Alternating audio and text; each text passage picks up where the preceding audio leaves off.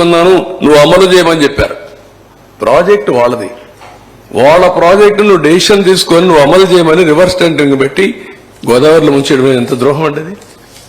అంటే ఒక పాలిటీషియన్స్ కాబట్టి అడిగేవాళ్ళు లేరా? బాధ్యత లేదా? అదే నేను చెప్పింది. వాళ్ళ మీద పెట్టారు, అందరి మీద. సార్ గత మీ ప్రభుత్వ హయాంలో కట్టిన పట్టిసీమని మీరు కట్టారనే గత 3 ఏళ్లుగా వాళ్ళు వాడుకోలేదు. చివరి 2 ఏళ్లు తప్పనిసరి పరిస్థితుల్లో వాడుకున్నారు. ఇప్పుడు పట్టిసీమను మరోసారి ఉపయోగించుకోబోతున్నారా? ఎందుకంటే కృష్ణా డెల్టాకి 5 ఏళ్లు మీ హయాంలో బాగా ఉపయోగపడింది. అది కాదమ్మా, అది ఉపయోగపడితే నీళ్లు ఎక్కడ ఉన్నాయి? పట్టిసీమ ఉపయోగించుకోవాలి, పురుషోత్తపట్నం ఉపయోగించుకోవాలి, అది కూడా ఉపయోగించలేదు. పురుషోత్తపట్నం కూడా అది కూడా ఉపయోగించుకోవాలి. పురుషోత్తపట్నం ఉపయోగించుకోకుండా ఏలేరుకు నీళ్లు ఇవ్వలేకపోయారు, ఆయకట్టుకు నీళ్లు ఇవ్వాల. అవి కూడా పెండింగ్ పెట్టి వాళ్ళకు కూడా సరిగా కన్విన్స్ చేయకుండా ఎన్జిటి వాళ్ళు ఫైన్ వేసి, ఒకటి కాదు చాలా ఉన్నాయి. ఎనివే, మీరు మీ బాధ్యత మీరు చేయండి, ప్రజల్లోకి చర్చ చేయాలి. రేపటి నుంచి అందరూ వాళ్ళ ఆలోచనలు ఇస్తారు. అన్ని ఆలోచనలు తీసుకున్న తర్వాత ఫైనల్ గా వే ఫార్వర్డ్ ఏం చేయాలో మేము కూడా వర్కౌట్ చేస్తాం. ఫస్ట్ ఆఫ్ ఆల్, ప్రజా చైతన్యం అన్నిటికీ పరిష్కార మార్గం. ఆ ప్రజా చైతన్యం లేకపోతే మనం ఏం మాట్లాడినా చెల్లుబాటు అవుతుందని ఇలాంటి తప్పులు ఇంకా ఎక్కువ చేసే ప్రమాదం ఉంటుంది. ప్రజలందరూ ఆలోచించాలి. నేను ఎలక్షన్లో కూడా చెప్పాము, రాజకీయాల్లో ఉండడానికి అర్హత లేని వ్యక్తి అతను.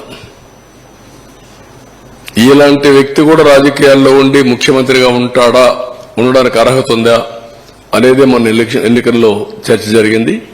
దాని ఫలితమే 11 సీట్లు ఇచ్చారు. ఎప్పుడూ రానటువంటి వర్డిక్ట్ వచ్చింది. కానీ ఆ వర్డిక్ట్ అయితేనే అయిపోలేదు.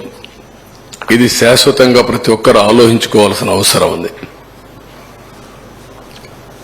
అతను చేసిన పనులు 5 ఏళ్లు, అతను చేసిన ఘోరాలు అన్ని కూడా రాష్ట్రానికి శాపాలుగా మారాయి. అది 10 ఏళ్లు ఎంటాడుతుందా, 20 ఏళ్లు ఎంటాడుతుందా, 30 ఏళ్లు ఎంటాడుతుందా కాలమే చెప్పాలి.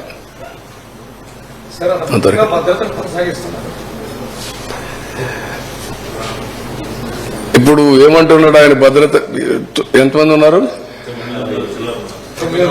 946 మంది, 86 మంది.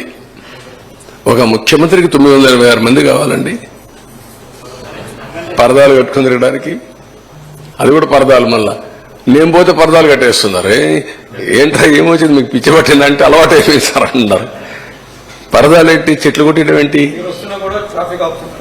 లేదు, ఇప్పుడు నేను చూస్తూనే ఉన్నా. ఎవ్రీడే ఆ పక్క ఈ పక్క చూసుకుంటూ ఎంత టైం ఆపుంటారు. నేను పోతూ 2 నిమిషాలు నాకు లేట్ అయినా పర్వాలేదు, ఏం కొంపలు కోల్పోవు, నేను నిలబెడతాను, వాళ్ళు పోయిన తర్వాత వెళ్తానని చెప్తున్నాను. నేను ఆ పక్క కూడా చూస్తున్నా ఎంత దూరం వచ్చాయని.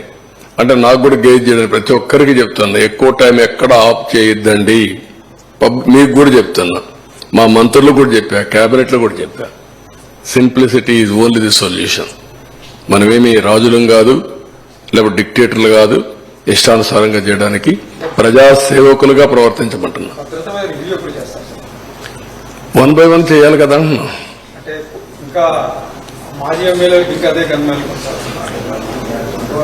నేరస్తులందరికీ సెక్యూరిటీ ఉంది నేరాలు చేయడానికి.